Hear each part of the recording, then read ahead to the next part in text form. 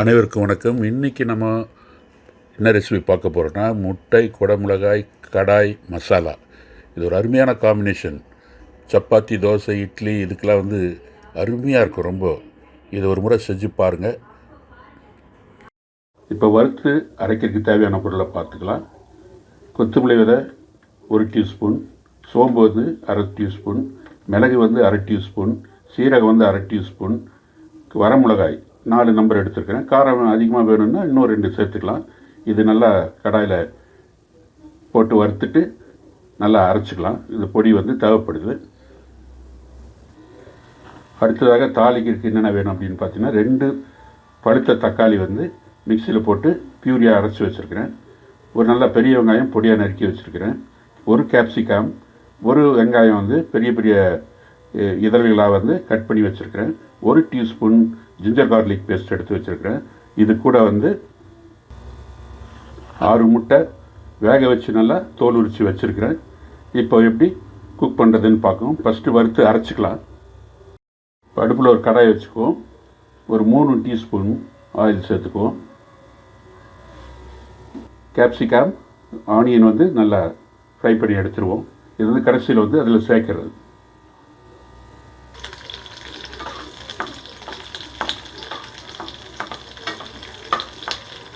ரொம்ப deep fry பண்ணக்கூடாது. Colour மாதிரி வந்தோடனே எடுத்துருந்தா போதும். எனக்கு கேப்சிகம் சீக்கிரம் வெந்துடும். வறுபட்டுச்சு. இதை ஒரு பிளேட்டுக்கு ட்ரான்ஸ்ஃபர் பண்ணி எடுத்து வச்சுக்குவோம்.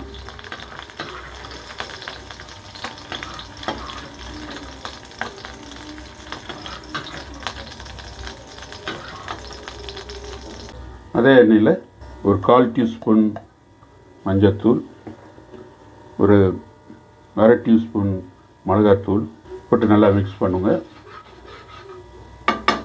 இதில் நம்ம தோல் உரிச்சு வச்சுக்கிற முட்டையை போட்டு நல்லா ஃப்ரை பண்ணலாம்.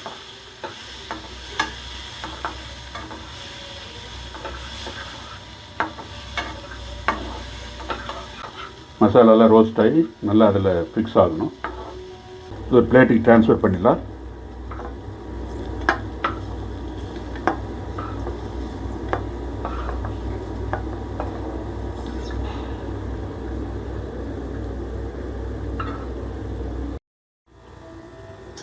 அடுப்பு பற்ற வச்சு ஒரு கடாய் வச்சுருக்கிறேன். கடாய் காஞ்ச உடனே கொத்தமல்லி விதை, தனியா,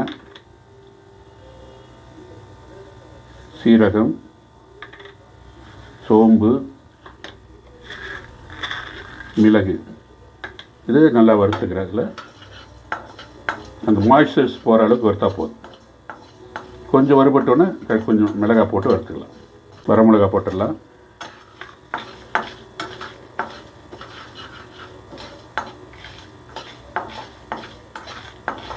நல்லா வறுபட்டுருச்சு.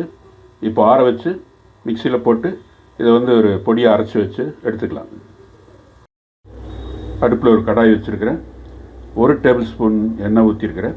இதில் தாளிக்கலாம். இப்போது எண்ணெய் காஞ்ச உடனே வெங்காயம் போட்டுக்கலாம்.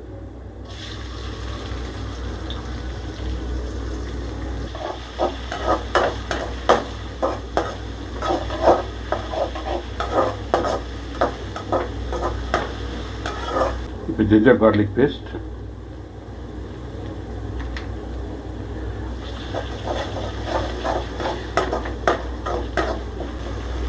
டொமேட்டோ பியூரி,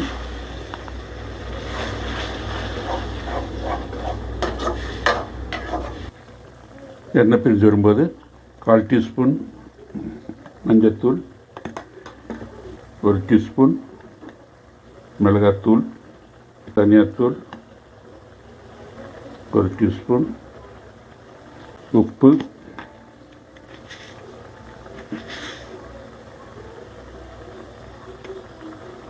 தேவையான அளவு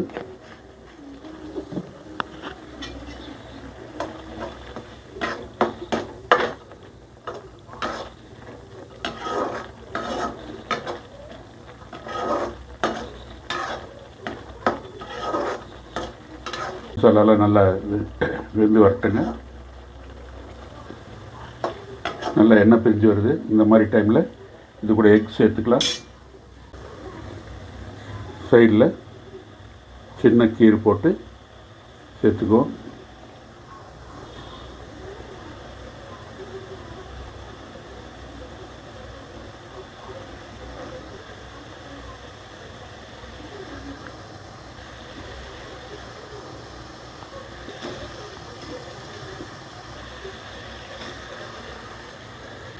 நல்லா கலந்துட்டுக்கலாம்.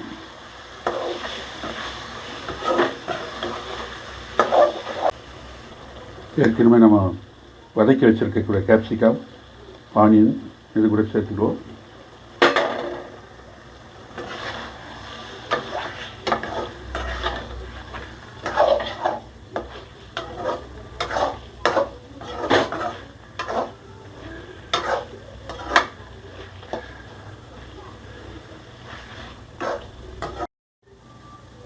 இந்த ஸ்டேஜில் நம்ம ஏற்கனவே அரைச்சி வச்சுருக்கிற இந்த மசாலா பொடி சேர்த்துக்குவோம். சேர்த்து ஒரு கிண்டி விடுவோம்.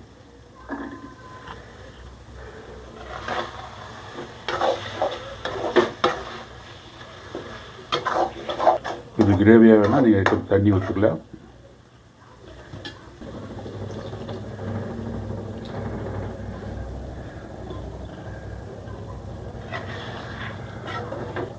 கொதிக்கிட்டோம். கொஞ்சம் ரிச்சாக வேணும்னா நம்ம க்ரீம் இல்லாட்டி தயிர் சேர்த்துக்கலாம்.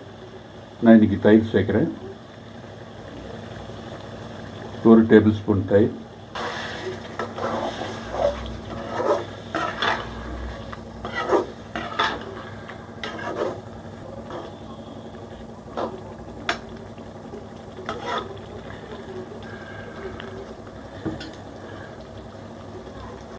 நல்லா ரெடி ஆகிடுச்சுங்க. கடைசியாக கரம் மசாலா 1 டீஸ்பூன் மேலே தூவிட்டு ஒரு கிளறி இறக்கிடலாம். நம்ம kadai capsicum, onion, egg gravy ready ஆகிடுச்சு. இதை நம்ம இப்போ பிளேட்டிங் பண்ணிடலாம்.